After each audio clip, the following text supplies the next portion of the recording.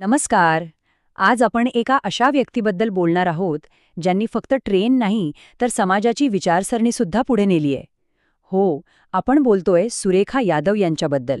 चला तर मग त्यांचा हा जबरदस्त प्रवास जाणून घेऊया. आणि नुकतीच एक मोठी बातमी समोर आली आहे. सुरेखा यादव यांनी चक्क वंदे भारत एक्सप्रेस चालवली आहे आणि यासोबतच त्या भारताच्या सर्वात आधुनिक, सर्वात वेगवान ट्रेन चालवणाऱ्या पहिल्या महिला लोको पायलट ठरल्या आहेत. केवढी मोठी गोष्ट आहे ही. पण थांबा, ही फक्त एक बातमी नाहीये. विचार करा, हा भारतीय रेल्वेच्या इतिहासातला एक खूप मोठा, महत्वाचा टप्पा आहे. Vande Bharat, G semi high speed train आहे, तिचं नियंत्रण एका महिलेच्या हातात असणं हे खरं तर बदलत्या भारताचं एक जिवंत प्रतीक आहे, नाही का? नवा इतिहास रचला आहे. हे शब्द अगदी बरोबर वर्णन करतात या घटनेचं. म्हणजे बघा, हा फक्त एक रेकॉर्ड नाहीये. हा महिला सक्षमीकरणाच्या प्रवासातला एक प्रचंड मोठा बदल आहे. एक असा बदल जो येणाऱ्या कित्येक पिढ्यांना प्रेरणा देत राहील. तर मग कोण आहेत या सुरेखा यादव? कुठून आल्या आहेत त्या? त्या महाराष्ट्राच्या साताऱ्याच्या आहेत आणि भारतीय रेल्वेमध्ये त्यांनी सुरुवातीपासूनच आपले एक खास स्थान बनवलंय. खरंच, त्यांचा संपूर्ण प्रवास हा धाडस आणि चिकाटीची एक मिसाल आहे. पण एक मिनिट, हा जो वंदे भारत एक्सप्रेस चालवण्याचा टप्पा आहे ना, तो काही अचानक आलेला नाहीये. नाही, या प्रवासाची सुरुवात खूप आधी झाली होती. याची मुळं खूप खोलवर आहेत, त्यांच्या एका पहिल्या धाडसी पावलामध्ये.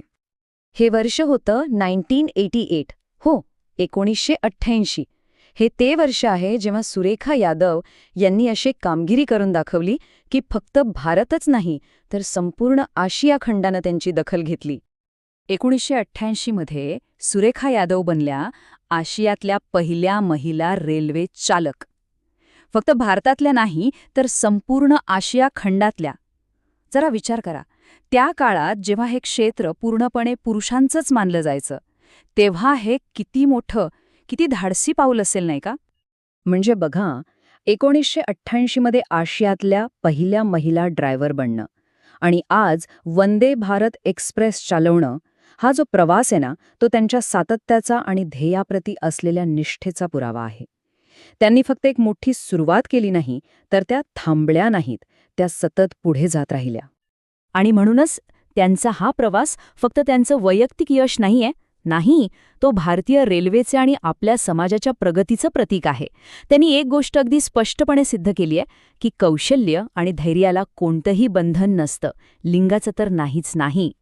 म्हणजे थोडक्यात काय, तर सुरेखा यादव यांचं योगदान फक्त एक ट्रेन चालवण्यापुरतं मर्यादित नाहीये. त्यांनी इतिहास घडवला आणि आता त्याच इतिहासाची पुनरावृत्ती केलीये एका नवीन मैलाच्या दगडासोबत.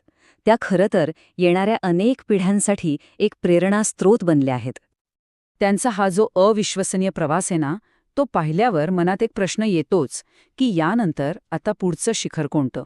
पण कदाचित सुरेखा यादव यांचा प्रवास आपल्याला हेच शिकवतो की मर्यादा फक्त आपल्या मनात असतात आणि प्रत्येक शिखर सर केल्यावर एक नवीन क्षितिज नेहमीच आपली वाट बघत असतं.